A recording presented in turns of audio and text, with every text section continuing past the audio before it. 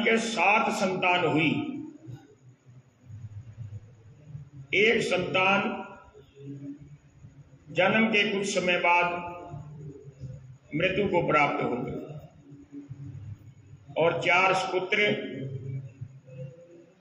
जयतराम जी, तुलसीराम जी, अंगद राय जी, आसेराम जी और 2 सुपुत्रियां दिल कौर और ज्ञान कौर, जिन्होंने सारे जीवन भर शादी नहीं की, ब्रह्मचारिणी रही और पूर्ण साध भी कहलाई। पूरे देश में, खास तौर पर पंजाब में जाकर उन्होंने गरीबदास महाराज जी की वाणी का बहुत प्रचार किया। उनकी समाधि का पता नहीं लग पा रहा कि उन्होंने कहां पर शरीर छोड़ा। कोई कहता है कि सुनाम संगरूर जिले में, लेकिन मैंने बहुत खोज की, प्रॉपर जगह नहीं पता लगी। तो मैंने ये भी निश्चय किया, संकल्प, कि हमारी दोनों दादी बुआ महाराज जी की जो सुपुत्री, उनकी यहाँ मूर्तियां भी स्थापना होगी और उनके नाम से मैंने बिल्कुल इस गेट के पास माता दिल कौर ज्ञान कौर महिला सत्संग भवन छोटा सा बना रखा है। ये माता बहनें जानती हैं, समय समय पर वहां सत्संग होता है। तो ये सारी घटना तो महाराज जी के महल की, निवास स्थान की और जंड साहिब की और उनके परिवार की। अब देखो, महाराज जी असीम शक्ति के मालिक थे। कल मैंने आपको बताया था, उजड़ा हुआ खेत हरा भरा कर दिया, शेर से गौ माता की रक्षा की, बैरागियों के घर की आग बुझा दी, क्या क्या नहीं किया अपनी योग शक्ति से। पानी खोद कर निकाल दिया, कुएं की कोठी सीधी कर दी। मैंने सारी लीलाएं कल आपको सुनाई। अब महाराज जी नौजवान हो गए और अपने जंड साहब के वृक्ष के नीचे बैठ गए। आपने ऋषियों का नाम सुना है, संतों का नाम सुना है, मुनियों का नाम सुना, अवतारों का, भगवान का, लेकिन एक और देव पुरुष होते हैं बहुत शक्तिशाली, उनको योगेश्वर बोलते हैं, जो पूर्ण योगी होते हैं, जो अपनी योग शक्ति से, योग माया से जहां मर्जी पहुंच सकते हैं। एक दिन आकाश मार्ग से चलकर नदी के किनारे, अब आप कहेंगे कौन सी नदी? पहले छुड़ानी गांव के उधर से उधर चंद्रावती नदी बहती थी, जो कि छुड़ानी गांव के प्राचीन रिकॉर्ड में भी दर्ज है। चंद्रावती नदी के किनारे कबलाना वाले मार्ग पर आकाश मार्ग से 9 योगेश्वर उतर गए। लोग क्या देखते हैं कि आकाश से 9 बड़ी भव्य दिव्य आकृति वाले आदमी आए, क्योंकि खेतों में तो किसान भगत लोग रहते ही थे। सब ने देख लिया और बात गरीबदास महाराज जी तक पहुंच गई। वो तो अंतर्यामी थे, उन्होंने तुरंत अपने भंडारी धारी राम, उनको हुक्म दिया कि तुरंत जाओ, कुछ सेवकों को साथ ले जाओ और नोई का सम्मान करो, घास फूस ले जाओ, कुराड़ ले जाओ, क्योंकि वो पक्के मकान में नहीं ठहरते और स्वयं अपना भोजन बनाते हैं। भोजन सामग्री लेकर जाओ, रहने की व्यवस्था करो। साय का समय था, उनके रहने की, भोजन की व्यवस्था कर दी धारी राम जी ने। उन्होंने कहा कि हम बड़े प्रसन्न हैं, गरीबदास महाराज जी का नाम सुना है, हम उनके दर्शनों के इच्छुक हैं। महाराज जी को हमारा विनय भरा संदेश दें कि प्रातः महाराज जी दर्शन दें यहाँ पर आकर। सुबह महाराज जी गरीबदास जी दर्शन देने के लिए पहुंच गए। उन्होंने 9 योगेश्वरों को प्रणाम किया और योगेश्वरों ने भी महाराज जी को प्रणाम किया।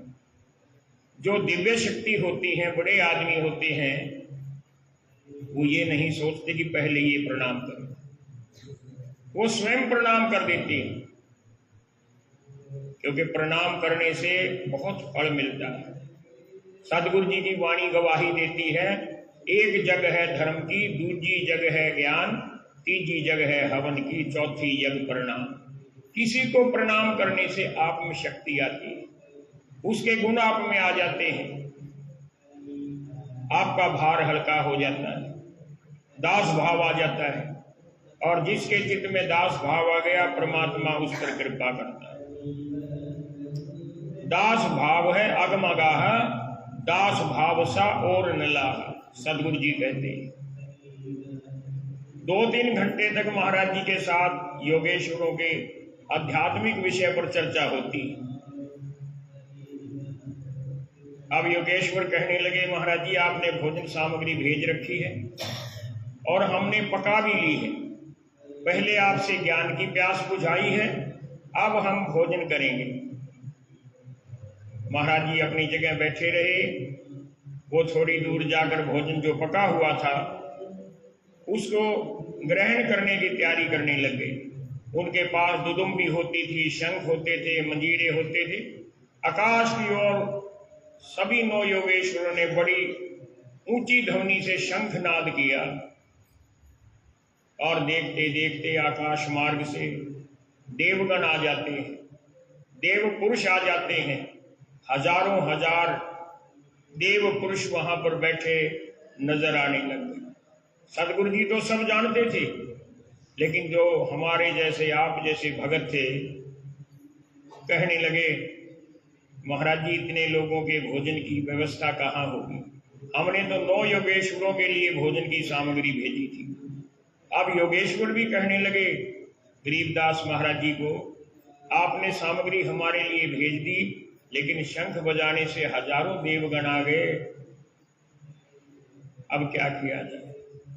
गरीबदास महाराज जी ने बड़े सहज भाव से अपने भंडारी धारी राम को बुलाया, उसके सिर पर हाथ रखा और वाणी बोली कि अंजल साहेब रूप है, खुद या तिरसा जाए।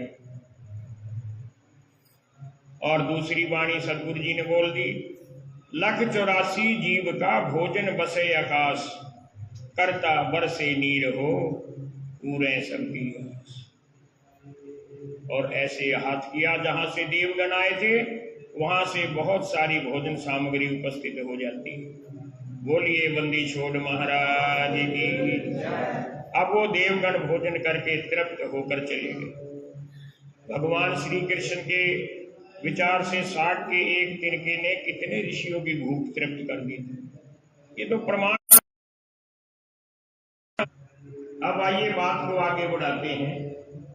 जिस समय महाराज जी गरीबदास जी शुरानी धाम में विराजमान होते थे, वो मुसलमान राजाओं का, नवाबों का, जागीरदारों का जमाना था। और सबको पता है मुसलमान जो शासक थे या जागीरदार थे या नवाब थे या उनके अहलकार थे, वो हिंदुओं पर कई तरह का अत्याचार करते थे। हिंदू बेबस था क्योंकि शासक के आगे कुछ नहीं कर सकते। आजकल की तरह session court, high court, supreme court, commission ऐसा कुछ नहीं था जहां आप फरियाद करें और अपील करें। बादशाह का हुक्म कानून होता था, कहीं कोई अपील नहीं। जो बादशाह ने कह दिया वो पत्थर की लकीर। अब महाराज जी की शक्ति के बारे में बहुत लोगों ने सुन रखा था, नवाब ने भी, जागीरदार ने भी, राजाओं ने भी, बादशाहों ने भी। मैं शुरू कर रहा हूं झज्जर के नवाब से, क्योंकि ये छुरानी गांव झज्जर की नवाबी माता था और फरक नगर के जागीरदार की जागीरदारी में आता था, और उनके ऊपर बादशाह था दिल्ली के तख्त का। जो झज्जर का नवाब था नूर हसन अली, वो दिल्ली के बादशाह मोहम्मद शाह रंगीले का दूर का रिश्तेदार था। अपने रिश्तेदारों को ही नवाब बनाते थे। आजकल वे टिकट एमएलए एमपी की रिश्तेदारों को ज्यादा देते हैं ढूंढकर। झज्जर के नवाब नूर हसन अली खान ने सुन रखा था कि तेरे नवाबी में एक गांव है छुड़ानी, और वहां पर एक साधारण किसान जाट गरीबदास बड़ा प्रसिद्ध हो रहा है। हर रोज बहुत से लोग दर्शन के लिए आते हैं, ज्ञान सुनने के लिए आते हैं। मुझे परीक्षा लेनी चाहिए कि कहीं ये पाखंडी तो नहीं। उसने 7 अमृत बाणों में नीचे तो गोबर भर दिया, ऊपर थोड़ा थोड़ा देसी घी डाल दिया, अपने नौकरों के जरिए गरीबदास महाराज जी के पास भेज दिया कि जाकर गरीबदास महाराज जी को हमारा सलाम करना और कहना कि ये 7 अमृतवान घी के भरे हुए आपके पास नवाब साहब ने भेजे हैं, उन्होंने आपकी प्रसिद्धि सुन रखी है, वो बड़े प्रसन्न हैं। गरीबदास महाराज जी तो जानते थे। उन्होंने कहा कि नवाब ने जो सलाम भेजा है तो हमारा भी सलाम उनको करना। जबकि वो तो शहंशाहों के शहंशाह थे, लेकिन मृदु थे। नाम गरीबदास, स्वभाव से भी गरीब। लेकिन एक बात कह देना कि गरीबदास महाराज जी प्रसन्न हुए आपकी भेजी हुई भेंट से, लेकिन उन्हें जरूरत नहीं घी की। हमारे पास घी का बहुत बड़ा भंडार अभी है, जरूरत होगी तो हम मंगा लेंगे। साथ में ये जरूर कह देना कि जो इसमें ऊपर है वही नीचे, जो ऊपर है वही नीचे। अब नौकर हुक्म की तामील करके वापस चले गए। नवाब को बताया कि गरीबदास महाराज जी बड़े खुश हुए, आपको सलाम भेजा है और ये अमृतपान ये कहकर लौटा दिए कि अभी हमें जरूरत नहीं, जरूरत होगी तो मंगा लेंगे। और साथ में ये खास तौर पर कहा कि जो ऊपर है वो नीचे है, जो ऊपर है वही नीचे। नवाब क्योंकि पढ़े लिखे होते थे, व्यवहारिक होते थे, समझ गए कि इस बात में कोई सार है। एक कढ़ा मंगाया गया, कहने लगे इस कढ़ाई में सारे के सारे अमृतपान पलट दो। क्या देखता है, गोबर नहीं, सब जगह घी ही घी निकला। बोलिए बंदी छोड़ महाराज की। उस समय नवाब इतना प्रभावित हुआ, अगले दिन स्वयं गरीबदास महाराज जी के पास आया, प्रणाम किया, कहने लगा कि मैं आपकी शक्ति से प्रभावित हूं, मैं इस्लाम धर्म के मानने वाला हूं, आपका शिष्य तो नहीं बन सकता, नहीं तो लोग मुझे काफिर कहेंगे, लेकिन मैं आज मन ही मन आपको अपना फकीर मानता। और ऐसा कहकर कुछ बातें भी उसने पूछी कि आप हमारे धर्म के बारे में बताइए। गरीबदास जी कहने लगे तुम्हारे धर्म की बात नहीं, मैं हिंदू धर्म की बात भी बताऊंगा, पूछो क्या पूछना चाहते। नवाब ने कहा कि हमारे इस्लाम धर्म के जो प्रमुख होते हैं काजी मुल्ला, वो कहते हैं कि ऐसा कार्य करो जिससे खुदा तुम्हें मिल जाए। आपके हिंदुओं में पंडित पुजारी कहते हैं कि ऐसा कार्य करो कि राम मिल जाए। गरीबदास महाराज जी कहने लगे दोनों की बात दुरुस्त है, लेकिन पहले अपने आचार आहार व्यवहार को सुधारना जरूरी है। मुसलमान तो गाय का मांस खाते हैं, हिंदू सूअर का मांस खाते हैं। जब आपका आहार ठीक नहीं तो ना खुदा मिलेगा ना राम मिलेगा। गरीबदास महाराज जी ने वहां पर साखी बोली, मुसलमान को गाय भगी, हिंदू खाया सूरे, गरीबदास दहु दीन से, राम रही मादूर। इसी वाणी ग्रंथ के अंदर ये शब्द आता है। और भी बहुत सी बातें हुई और आखिर में विनम्र भाव से सिर झुकाकर अपने साथ आए अपने अधिकारी से कागज मांगा और गरीबदास महाराज जी के नाम 80 बीघे का छुडानी गांव में पट्टा लिख दिया, जहां पर ये एरिया है पहले ये नवाब की जागीर थी, और महाराज जी के चरणों में रख दिया। वो भी हमारे राजस्व रिकॉर्ड में है कि नवाब नूर हसन अली खान ने गरीबदास नाम के एक हिंदू फकीर को 80 बीघा जमीन का पट्टा लिखा। महाराज जी ने मना कर दिया कि हमें जमीन की जरूरत नहीं, हमारे पास बहुत जमीन है। इस बात की चर्चा दिल्ली के मुगल बादशाह तक पहुंच गई कि तेरा रिश्तेदार नूर हसन अली खान एक हिंदू फकीर का प्रभाव में आकर उसको जमीन दान दे रहा है। उसने बुला लिया, जवाब तलब हुए तो नवाब ने कहा कि जहांपना, मैंने स्वयं अपनी आंखों से उनके दिव्य शक्ति का चमत्कार देखा। अब उसने कहा कि मेरा राज छिन्न भिन्न हो रहा है। आपको ये बताऊं कि मोहम्मद शाह जो है वो मुगल बादशाहों की अंतिम कड़ी में था। देखो, पहले बाबर,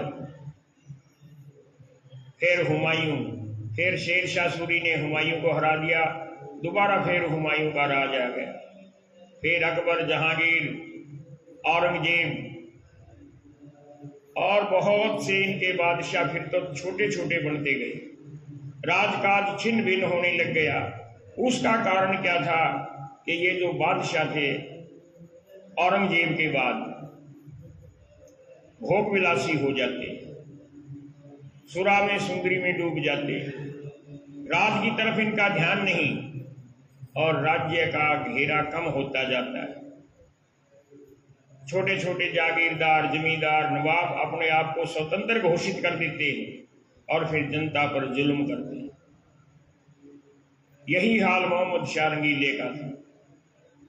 नाम तो मोहम्मद शाह था, लेकिन इतिहासकारों ने उसका नाम मोहम्मद शाह रंगीला इसलिए रखा कि हद से ज्यादा रंगीला था।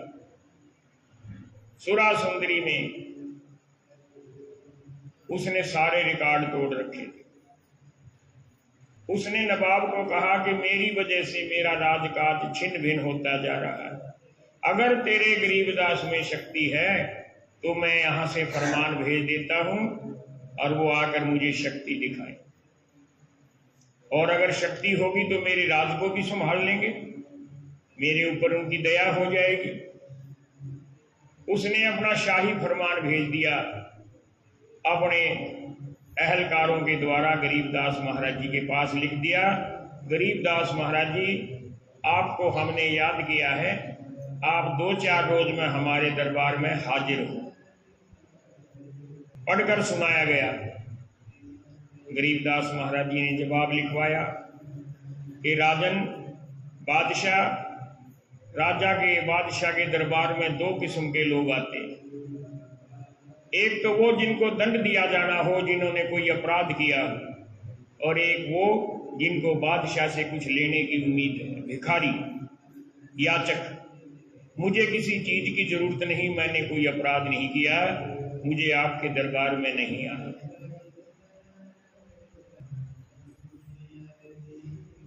फरमान लेकर वापस चले गए उनके कर्मचारी। अब उसने एक सभा बुलाई कि भी कोई भी ऐसा पीर, फकीर, संत, औलिया अगर है दुनिया में तो मेरे को आकर बचाए, मेरे को सुधारे और मेरे राज को संभाले, फिर से मेरा राज दूर दूर तक फैल जाए। वहां पर दुजाने का रहने वाला एक छोटा अधिकारी था, और तो सब चुप हो गए क्योंकि राजा की, बादशाह की आदत से वाकिफ थे कि ये स्वार्थी है। उसने हिम्मत की कि बादशाह अगर जान बख्शे तो एक सलाह दे। बोलिए। आपने गरीबदास महाराज जी को बुलाया हुक्म देकर। संत तो शहनशाहों के शहनशाह होते हैं। अगर आप विनीत भाव से विनय पत्र लिखें तो मैं जिम्मेवारी लेता हूं सदगुरु जी को यहां लाने, क्योंकि वो सदगुरु जी का सेवक था। अब बादशाह को तो स्वार्थ था, परेशान था, विनय पत्र लिख दिया कि मैं बहुत संकट में हूं, मुसीबत में हूं, आप मेरे राज दरबार में आए, आपका राजसी स्वागत होगा और आप मेरे भले के लिए कुछ वचन करें। सवारी भेज दी, हाथी भेज दिए, घोड़े भेज दिए। अब वो दुजाने वाला जो हिंदू अधिकारी था उसने जाकर पैर पकड़ लिए कि महाराज जी, मैंने सुझाव दिया और बादशाह ने विनय पत्र लिख दिया, अगर आप नहीं जाएंगे तो मेरा सर कलम कर देगा। सदगुरु जी दयालु थे, चल पड़े। राजसी सवारी में नहीं बैठे, अपने रथ में बैठे, अपने 5 सेवक साथ ले लिए और यहां से चले। शाम हो जाती है। राजा के दरबार से पहले दादूपंथी संत चरणदास जी का डेरा था, जो आज भी बड़ा प्रसिद्ध डेरा है। सदगुरु जी वहां गए। चरणदास जी महाराज जी ने बड़ा स्वागत किया। दोनों संतों का आपस में मिलाप हुआ, भोजन पानी। अगले दिन चरणदास जी को साथ लेकर गरीबदास महाराज जी बादशाह के दरबार में गए। विदाई के समय चरणदास जी ने महाराज जी को पीले रंग का एक अंगरखा, जो ड्रेस होती है, वो भेंट किया। वैसे महाराज जी सफेद वस्त्र धारण करते थे, चरणदास जी पीत वस्त्र धारण करते थे, तो एक पीत अंगरखा महाराज जी को भेंट किया, जो आज भी छुड़ानी धाम छतरी साहिब में सुरक्षित है। बोलो बंदी छोड़ महाराज की। अब दोनों संत बादशाह के दरबार में पहुंचे। बादशाह स्वयं सिंहासन से उतरकर दोनों संतों का बड़ा सम्मान किया, ऊंचा आसन दिया और अपनी विपदा बताई कि मैं भोग विलासी हो गया हूं, राज का छिन्न भिन्न होने लग गया है, दुश्मन मेरे ऊपर हमला कर सकता है, मेरी प्रजा भी सुखी नहीं, आप कृपा करें। सदगुरु जी ने अपनी दिव्य दृष्टि के द्वारा देखकर निर्णय सुना दिया कि बादशाह, हम तुम्हारे को 3 बात कहेंगे, 3 वचन कहेंगे। ये तीनों वचन अगर तुम मान लेते हो तो तुम्हारी इच्छाएं पूर्ण हो जाएंगी, तुम्हारी प्रजा सुखी हो जाएगी, तुम्हारा राज्य जो है वो और ज्यादा विस्तार ले लेगा।